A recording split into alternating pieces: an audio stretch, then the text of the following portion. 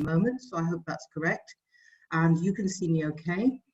And I don't know why I'm not getting myself as a big picture, but have you all got me filling up the main screen? Yes, I do. Hi. Great. What I'll say we usually do with this, the protocols is, now the host has actually spotlighted my video, so I can see myself as well. Okay, good. Yeah, a bit confusing, as I said, because I have my own Zoom account, but we have the Illuminations one as well. So not to waste your time, let's get straight on with it. I'm Dr. Leila Edwards. I'm seeing one or two names that look familiar to me, so I may know one or two of you, and others are new to me. The purpose of this evening is I ran a session on last week, which was about CBT and introduction to CBT. I don't know if any of you attended that or not, but I have the slides if anyone needs to look at anything in particular, but mainly what I said I'd do this evening is talk to those of you who have got some kind of training. I think a number of you are probably hypnotherapists in your final stages of training in the ECHA course. And can I just ask for an indication, whether it's through the chat room or a thumbs up, or you can speak to me, how many of you in that situation that you haven't completed yet, but you're close to completing your hypnotherapy training? I think it's called level 5, the one you do. Yeah, so I've got Maria and Julia, Vivian, so there are a few of them in that situation. Okay, Gira, are you also in that situation? If you need to speak to me, just switch on your audio for a minute, then you can turn it off again. Oh, yes, sorry. I'm a psychotherapist in training. Okay. Where are you training? WPF, London. WPF therapy in London. Okay, so you're doing distance or blended learning? For now, no. Usually it's person face to face, but now it's online. Yeah, sure. Okay. Well, a lot of us. Sorry, I didn't get that. Right. Somebody's playing something that's not anything to do with me. Has anyone got their? Yeah. If you could switch Hello? off what you've got on your audio, please, because it's cutting across what I'm doing. Hello? Hi. Somebody's got something playing on their. Yeah, my name is Hannah. I've just finished ECHA, hypnotherapy level 5. Right. Sorry. Can I just ask whoever's got something playing on their audio? Can you switch it off because? Yeah. My name is Hannah. I've just Okay. finished. I've just finished hypnotherapy level 5. Right. Okay. So I'm going to be back with you in a moment.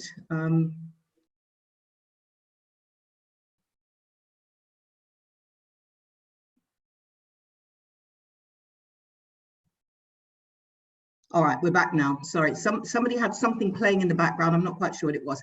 Can you say again, was it Hannah? Yeah, I have just finished hypnotherapy level 5. Right, okay. Yeah, so and, the majority, yeah, go ahead. And I have a question. Yes. Regarding the CBT training. Yes. I worked for 28 years as a social worker, but I haven't studied, sociology.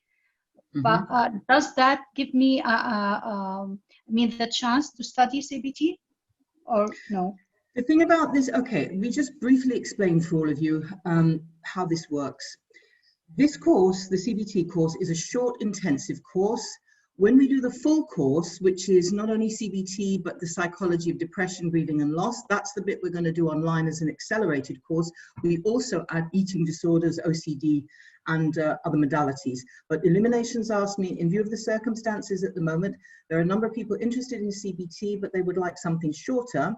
So basically as a first, see how it goes, we're doing this as a 3-session course, 3 hours, each session, but because it's shorter than it would usually be, we will ask you to do some work in between. Now, the thing about CBT is because it's very structured and it's very common sense and logical and straightforward, basically, to use, it can be incorporated into any other modality. So whatever kind of psychotherapeutic, social, community work. We even have some people who are teachers who do pastoral roles, HR people who sometimes have a pastoral role, coaches who work with well-being. It's not necessary to be a fully fledged psychotherapist with a 2-3 year training or whatever in order to practice and learn CBT and implement it into your practice. Now, those of you who might want to get more deeply into CBT might well want to go on and do more training, but frankly, the basic model of CBT, as we'll teach it over these next 3 sessions, will be intensive. The manual is really, really thick, and it's got a whole bunch of stuff. But for those of you who have a background, which I gather a number of you have, in hypnotherapy, it's actually been developed. The original course was developed and taught by Dr. David Cato. And Dr. Cato is very well known in the world of CBT, but particularly for what we would call cognitive behavioral hypnotherapy. And sometimes people call it hypno-CBT. So I will teach the model of CBT, the classic model of CBT, how you use the forms, the interventions. We'll look particularly at the psychology of depression, grieving and loss, because those are pretty much universally what clients bring.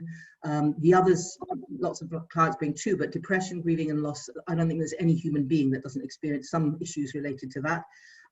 So we will look at that psychology, and that will be in the second part of the course. But the first thing is to introduce you to the way that CBT works and the fact that it is a very easy modality to learn and to implement into whatever else you do. So if I address the hypnotherapist, anyone else who's not a hypnotherapist, please chip in after. Because I've been teaching hypnotherapy for many years. Excuse me. My background originally was in psychotherapy counseling. I actually came to the other end through couples work, psychotherapy and counseling. I worked as a person-centered counselor for years. I filmed myself around the North London Therapy Centre, where breath work was a big part of what we did. And I've set up and been responsible for university and college counseling services and so on. So I'm very eclectic in my approach. But when I came to hypnotherapy, I thought it was a brilliant modality, and I actually made that my main modality for many years. And I'm still a sleeping partner at the moment in a Harley Street practice, but I've always used other modalities alongside of it. And what I found in many hypnotherapy trainings didn't really teach what we would call in the UK, according to the National Occupation and Training Standards, we would not call it clinical hypnotherapy. So a lot of hypnotherapy courses, they cover hypnotherapy, but they cover lots of other things which might come under spiritual, energy, psychology. Again, nothing wrong with any of those things, but they wouldn't tick the boxes for the UK national standards, which is what we work to. So the hypnotherapy Dr. Leila, sorry to interrupt you, just a question. When is this course you are talking about taking place?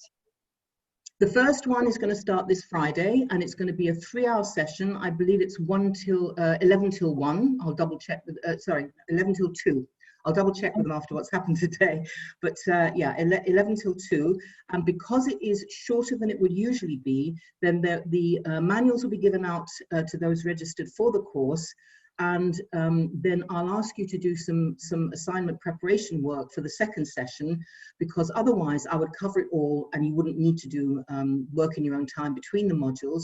The one that I taught for our students, for example, in March, the part 1 of that was a total of 3 days. About, we did an evening, 2 days at the weekend, and another evening. But then they didn't have to do anything in between. So I will ask people on this course to do some reading in between, some preparation, so that those 3-hour sessions, I'll be showing a lot of slides and I'll be asking questions and making sure people are clear about what they're doing.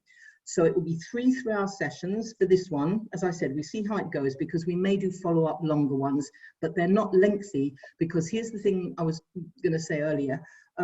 It's only intended for people who already have some kind of relevant background. So whether that's as a counselor, a psychotherapist, a hypnotherapist, a well-being coach, doctors and nurses who are involved in working with people in terms of depression, etc.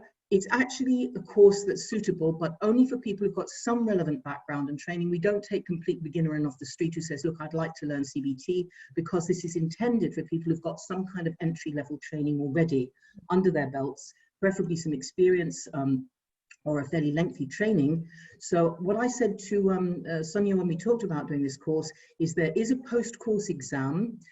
It's a combination of questions and a case study. and we give a month to do it after, and it's an open book exam. You know, you do it in your own time, you submit it as a soft copy. We're not interested in testing your short-term memory under stress. The idea is you use the reference material and make sure you understand, you know, what it means, what the theory is, the practice is, and we will address some case studies in the course as well. But the idea is that when you pass the post-course exam, if you are still in your training, if you still haven't quite completed your hypnotherapy course, we would let you know the exam, you know, you've passed, that's fine, or you need to redo a couple of questions if you did, but we wouldn't issue your diploma until you've actually completed your hypnotherapy training, because the intention is it's for someone who has got some kind of entry level, whether it's social and community work, whether it's psychotherapy, counseling, coaching, but some kind of certification that you've got in the work that you do already. Does that make sense? Can you follow that okay? Yeah, it does. But when would be the second session? So the first session is this Friday from 11 till 2. It's going to be 3 consecutive Fridays. That's how they've timetabled it. Yeah. Okay. But we might be having one of the Fridays a recap for the hypnotherapy level 5. Do you think we can adjust to be able to? I mean, frankly, this is all news to us because we haven't worked with Illuminations before. But yes, it will be something that Illuminations needs to look at, because they actually gave me those 3 weekends. I said these are the times I'm available. So if they've scheduled it and they've encouraged people who are doing the ECHA course to do it, then they really need to look at that in terms of scheduling. I've already discovered that at least a couple of people who wanted to do it with us have an NLP course on Friday, so they can't do it because it's a full day NLP. So if anyone's got issues like that, please let Illuminations know. Let me know if you like directly. But if it's successful and it goes ahead well in this format, as I said, I'll be looking probably to do it a little bit longer, and it'll cost a bit more because of that reason. But if someone's got their audio switched on, I'm getting feedback. So if anyone's got their audio on, could you? Thanks. Okay, because it's I get feedback and then I can't hear myself or you. So yeah, the idea is to actually get you through so that you can start using CBT immediately. As I said, those who want to specialize, who get say, I love this CBT stuff, then we would recommend that you do follow-up training, and we can recommend you to some good people who do really good, but it's longer then. You're looking at maybe between 6 months and a year, depending on how fast you get through. And that's designed as online training, but that's intended for people. Feedback again. Would you please leave your email for us? Sorry? Would you please leave your email? Yeah, I would ask you, you probably need to do that through Illuminations, because again, because we're doing this in collaboration with Illuminations, one of the things is that I can't solicit individuals, contact details, because it's through Illuminations. But by all means, they will put you through to me, but it will need to go through them, if you understand. Okay, no problem. Yeah, just one more question. But I will say to you that everybody that has got some kind of modality that they use at the moment, some practical, whether it be coaching, counseling, therapy of some sort, has found it very, very useful to be able to use CBT. Personally, what I say to my hypnotherapist, because as I said, we have been training people in hypnotherapy for many years. It's been the only UK accredited course in this region for many years. And our hypnotherapists, most of them do CBT, because in the pre-talk session, when you're preparing someone for the hypnotherapy session, this is where you can work with the cognitive mind and have a structure for doing that. And you can put in the happiness advantage stuff. Again, I don't know what you've learned already, but the positive psychology applications, all sorts of stuff that goes along with practical applied psychology you can use within CBT, because it's very flexible. It's not a modality where you go, look, okay, I'm transpersonal, I do Jungian work, well, I do solution-focused therapy and only that, or I do, whatever. As you may or may not have seen, the SAGE Handbook for Counseling and Psychotherapy is about that thick, and you've got hundreds of different modalities. The only one CBT does not go well with are lengthy psychodynamic, psychoanalytic, Freudian, Kleinian, Adlerian, all the sorts of modalities where you work for months, years, whatever, with someone to uncover all their neuroses. CBT is not about that. CBT is about the present moment, looking forward. Why it goes well with hypnotherapy, as a matter of fact, is because then if there are some issues from the past that need clearing, then you can do that in your hypno work. If they're on medication, If your client's on medication, again, if you've been trained in hypnotherapy, you'll know you're not supposed to do analytic work with people who are on psychotropic medications. However, with CBT, you can do that. So if you have someone that's coming and they're wanting to come off their medications and they're doing it, you know, sensibly and safely with the doctor working with them to come off, it only usually takes 2-3 weeks or so, depending on the meds and how long they've been on them for. But you can do CBT interventions from the get-go, and CBT is actually used. Ellis and Beck, you'll find out, who developed their own versions and realized they were doing much the same thing, and that created CBT as a combination of their approaches. But they worked particularly with people with depression, and Beck, being a psychiatrist, was also working with people with schizophrenia who'd been assessed as being borderline personality disorder. He found that CBT was extremely effective, and so you can use it with people who are on meds.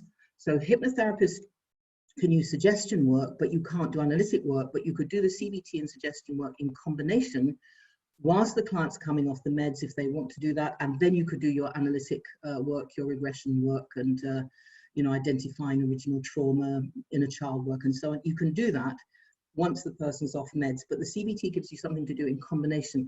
And I will say there's been quite a bit of research in the last few years which shows consistently that CBT is very evidence-based. There's been lots and lots of research done to show that it's a very effective modality. It's why it's so popular, why health services like it, why insurance companies like it, because it's structured, it's short, it's effective, and it's lasting, unlike the meds. And they've done lots of comparison with meds and CBT.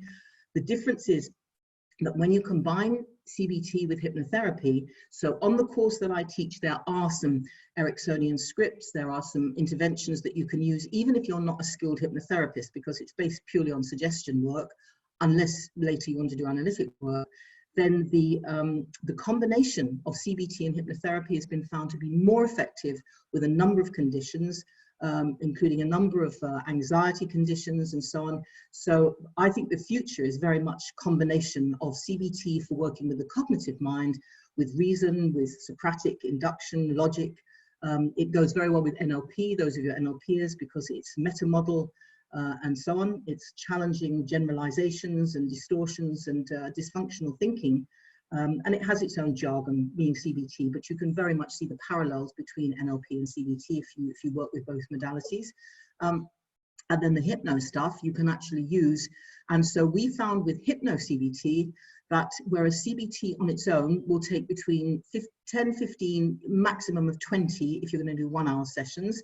If you combine with hypnotherapy, David Cato, who developed this course, who is extremely successful running the Bristol Depression Clinic in the UK, and as I said, an excellent clinician, he was getting results usually in 5 to 8 sessions, typically a 6-session way of working, which is actually about half or less the time that CBT on its own.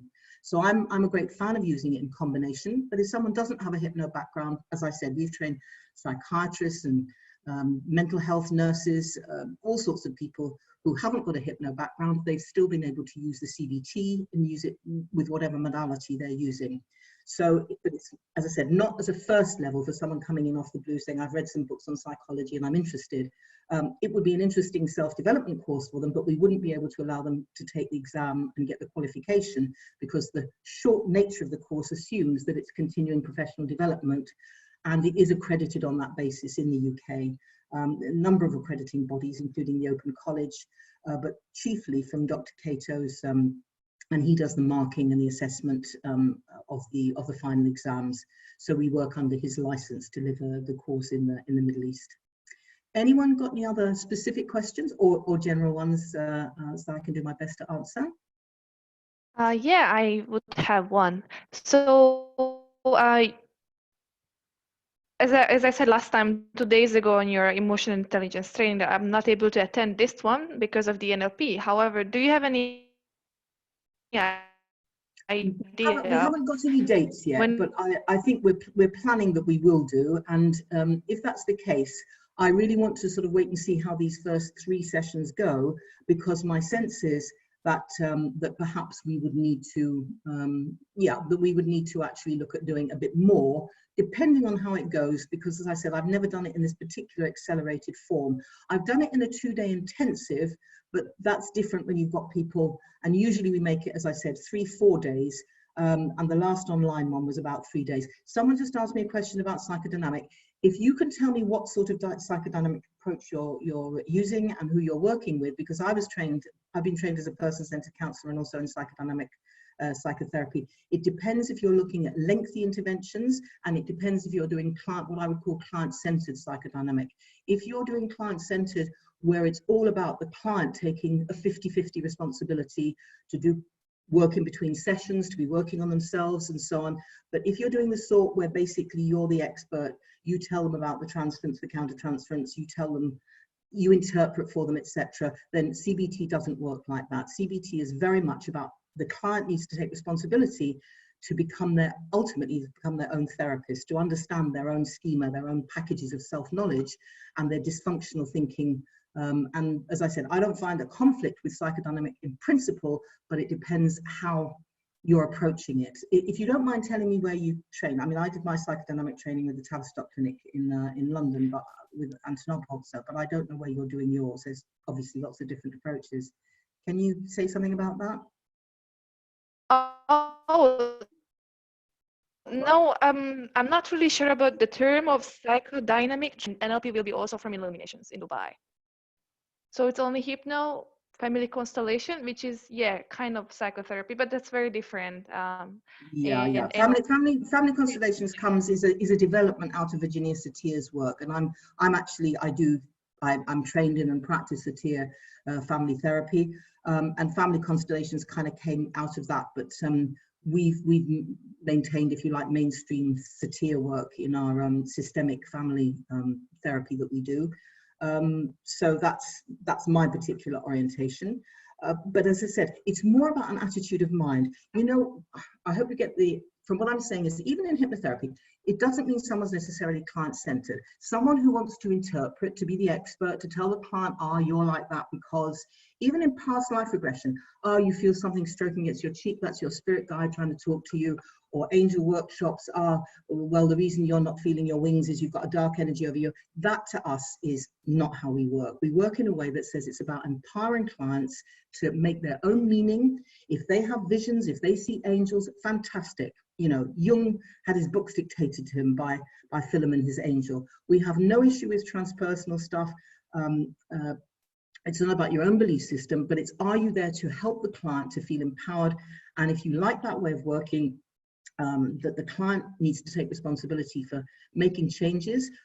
What I'll say about that though is some people are wanting to make changes a bit more slowly, particularly people who've got, say, more extreme challenging conditions, eating disorders and OCD and so on. It can take them a while longer because they are so fixed in a black and white dichotomous way of seeing it's either on or it's off, you know.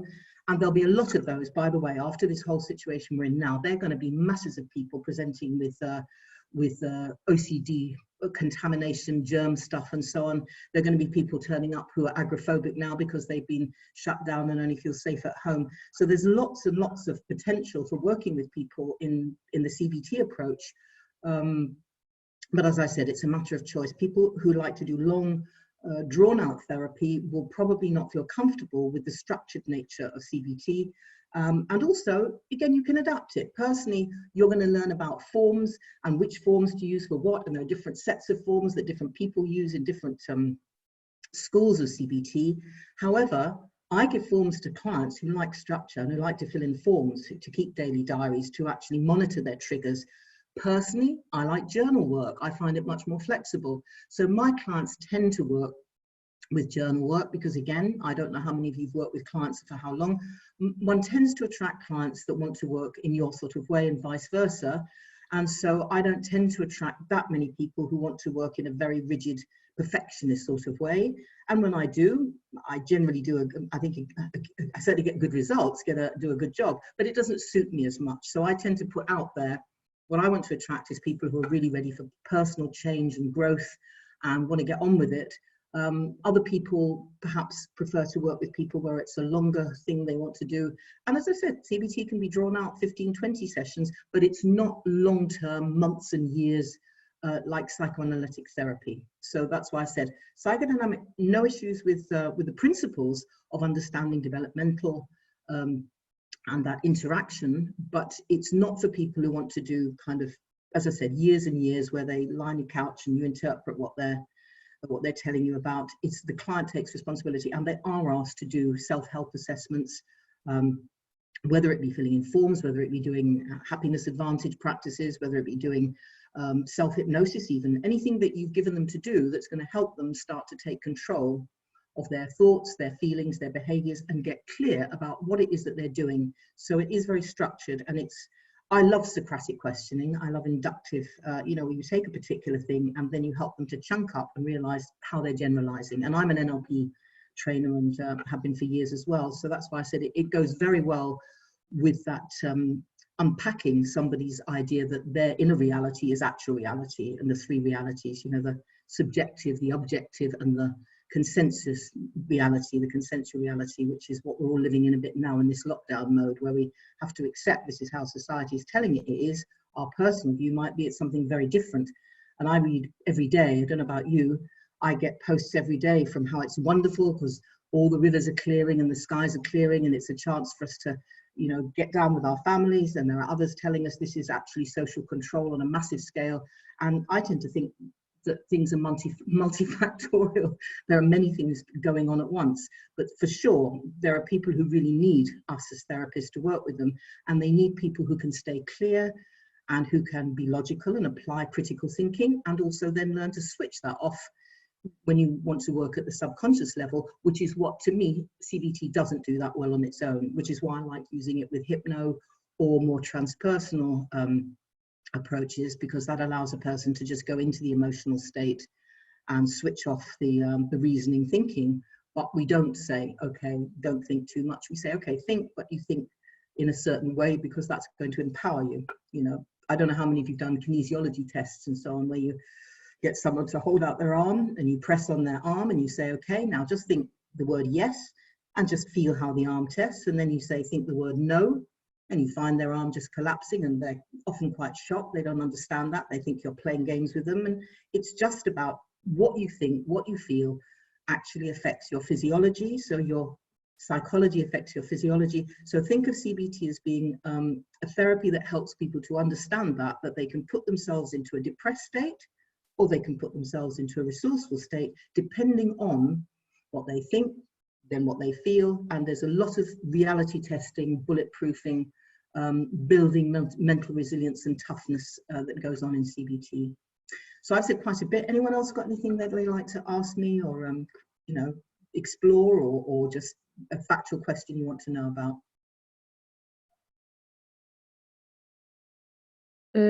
Just a general question. How long is this session gonna last? What, this one tonight? Yeah. Yeah. Well, I had it down from 8 till 9, but Illuminations had it from 7 till 8. So we've got another 15 minutes or so. If people want to stay on a bit longer, I'm flexible, but that was the idea, was to have an hour.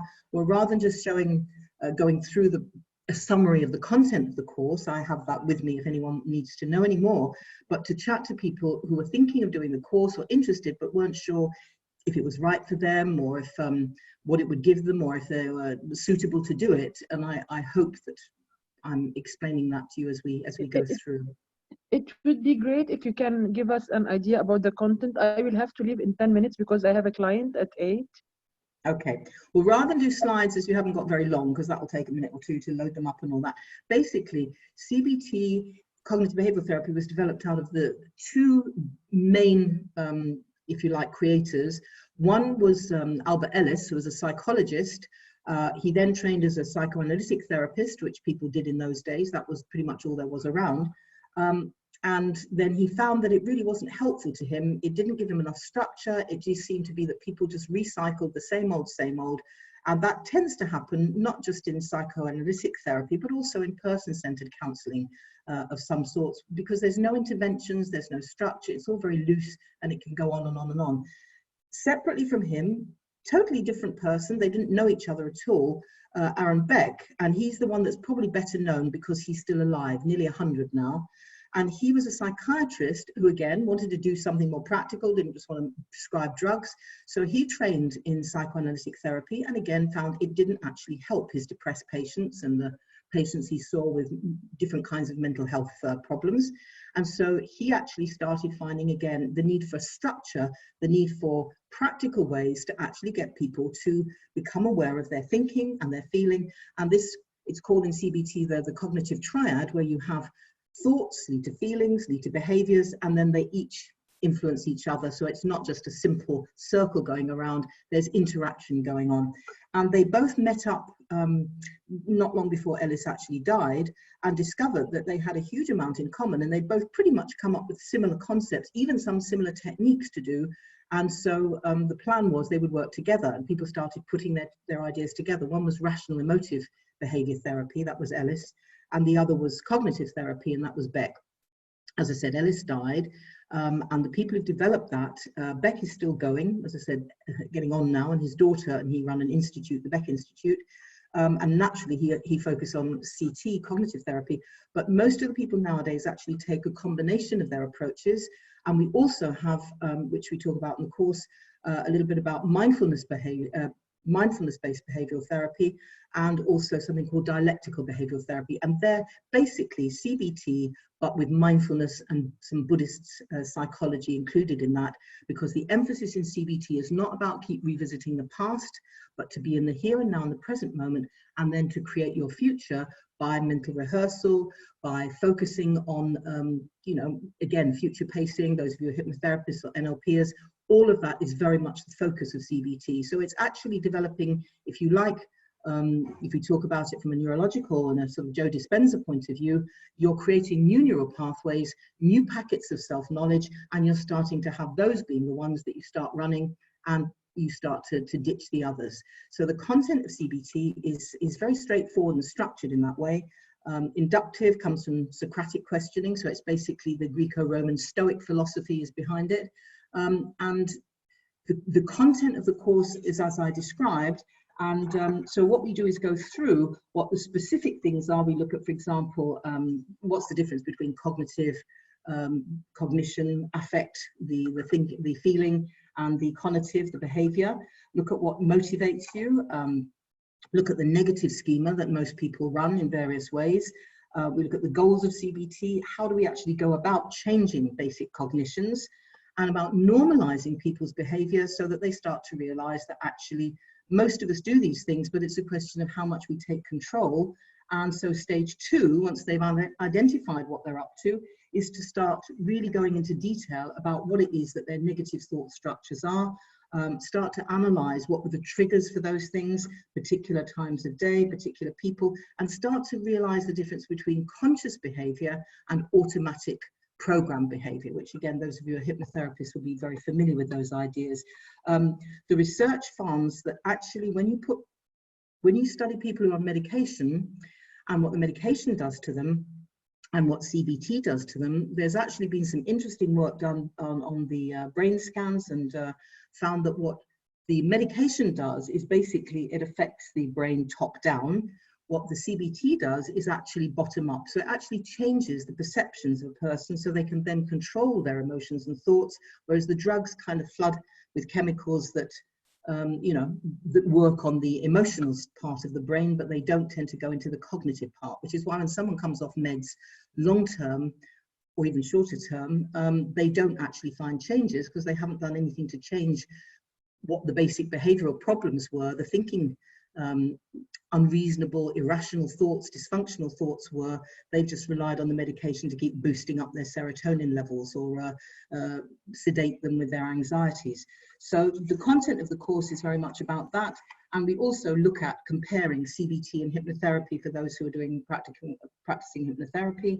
And we give lots of references. And in the course materials, as I said, there's absolutely loads of stuff that you can just go out and start applying in your practice immediately in whatever modality you're using. And if you've got questions about how will I best use it with you know, my clients, then obviously I can guide you on that. And we ask you to have a think between the sessions.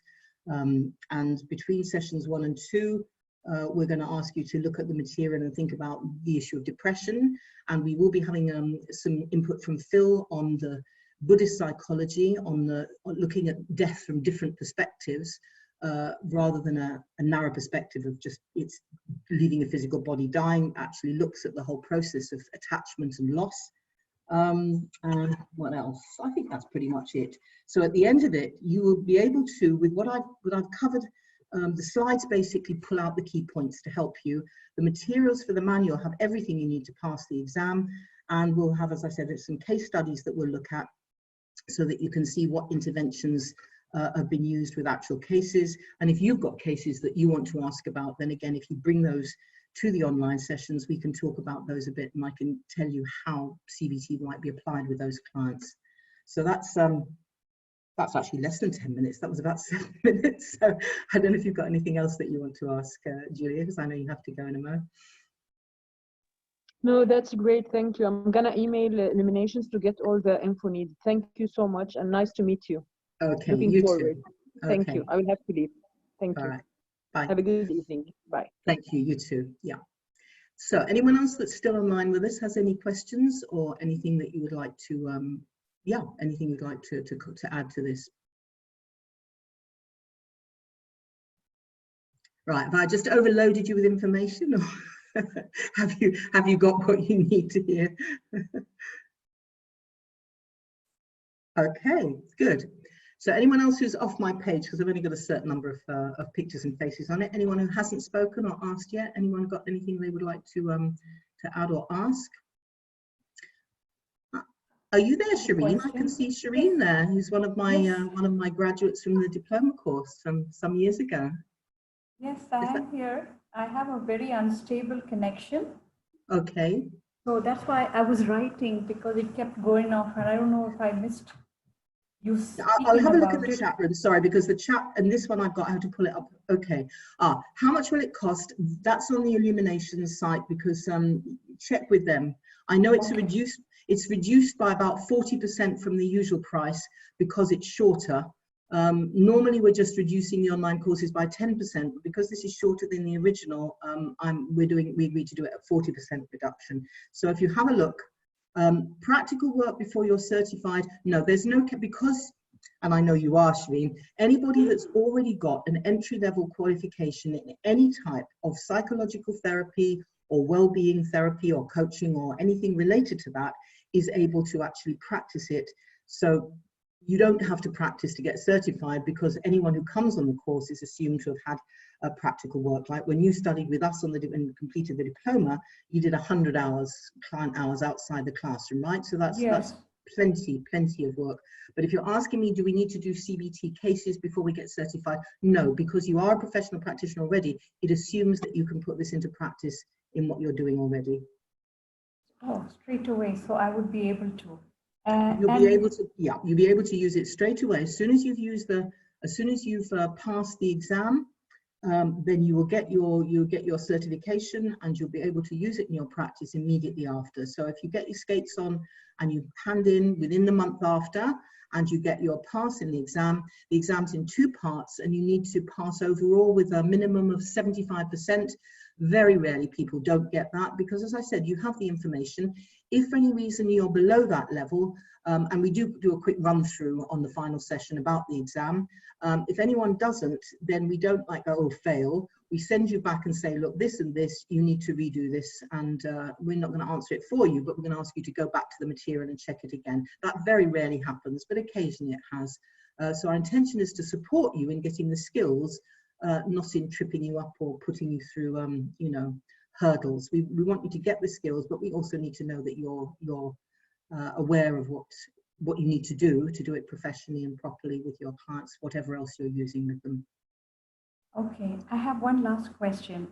Because of the unstable connection during class, if I go off and I come back and all of that, would I be able to refer to the notes and figure out what I may have missed you talking to us about? Yeah, firstly, we have the agreement, which is what we're doing. The stuff that Phil and I have been doing ourselves, we had to start back in earlier this month, because we had a group that was supposed to be being taught face-to-face. And of course, it all went pear-shaped because we did the first module with them and then we couldn't meet again. So we had to complete it online.